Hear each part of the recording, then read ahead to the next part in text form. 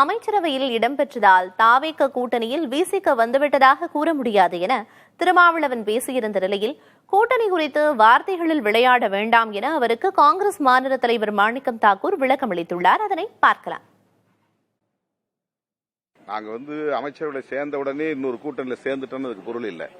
அது நான் ஏற்கனவே முதல்ல சொல்லிட்டேன். ஆட்சி அமைப்பதற்கு 2 இடங்கள் பற்றாக்குறையாக இருக்கிறது.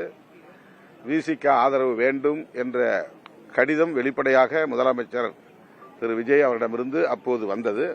அப்படித்தான் விடுதலை சிறுத்தைகள் கட்சியும் வெளியிலிருந்து ஆதரிக்கிறோம் என்று ஆதரவு அளித்தோம். அவ்வளவுதான்.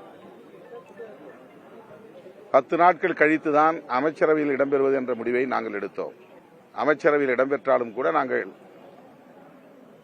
தாவேகா கூட்டணியில் இணைந்து விட்டோம் என்று சொல்வதற்கு அதிகாரப்பூர்வமான எந்த நிகழ்வும் நடைபெறவில்லை.